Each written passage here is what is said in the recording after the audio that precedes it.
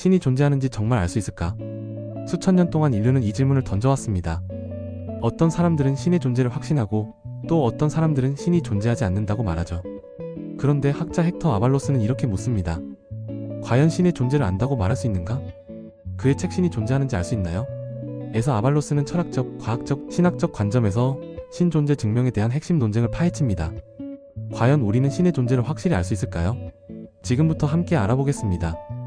1. 신 존재 논쟁 끝날 수 있을까? 여러분은 신이 존재한다고 생각하시나요? 이 질문은 철학, 종교, 과학에서 가장 오래된 논쟁 중 하나입니다. 흔히 제시되는 신 존재 논증을 살펴볼까요? 우주론적 논증, 신이 없었다면 우주는 어떻게 존재할 수 있을까? 목적론적 논증, 이 복잡한 세상이 그냥 우연히 생겼다고 볼 수 있을까? 도덕적 논증, 절대적인 도덕이 존재하려면 신이 있어야 하지 않을까? 이 주장들은 오랜 기간 신 존재의 증거로 사용되었지만 아발로스는 이 논증들이 신의 존재를 증명하지 못한다고 주장합니다. 그렇다면 왜일까요?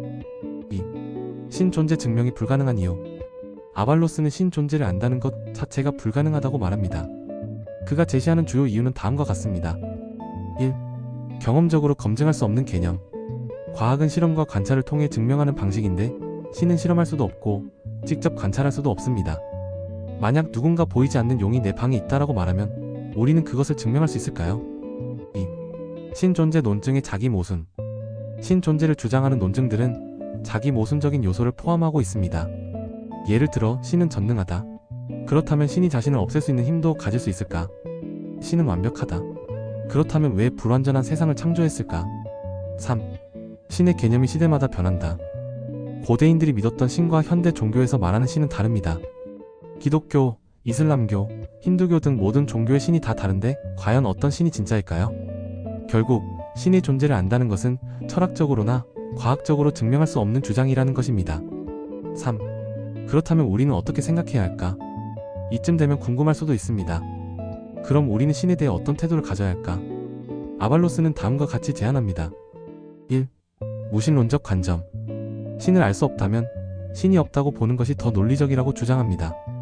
신이 없다는 가정이 자연법칙과 과학적 사실을 더 잘 설명한다는 거죠. 2. 불가지론적 관점. 신 존재에 대한 확실한 증거가 없으므로 아예 모른다고 인정하는 것도 합리적인 입장입니다. 3. 신앙적 관점. 일부 신학자들은 신은 논리로 증명하는 존재가 아니다라고 말합니다. 믿음은 논증이 아니라 개인의 선택이라는 거죠. 여러분은 어떻게 생각하시나요? 신이 없다고 보는 것이 더 합리적일까요? 아니면 신의 존재를 알 수 없다고 인정하는 것이 맞을까요? 우리는 신을 알 수 있는가? 오늘 책을 통해 신 존재에 대한 논쟁을 새로운 시각에서 살펴봤습니다. 우리는 신이 존재하는지 확실히 안다고 말할 수 있을까요? 신이 없다고 가정하는 것이 더 논리적일까요? 아니면 신의 존재 여부를 모른다고 받아들이는 것이 합리적일까요? 이 질문은 결코 간단한 문제가 아닙니다. 그렇기 때문에 우리는 비판적 사고를 가지고 스스로 고민해봐야 합니다. 여러분은 어떻게 생각하시나요? 댓글로 여러분의 의견을 나눠주세요.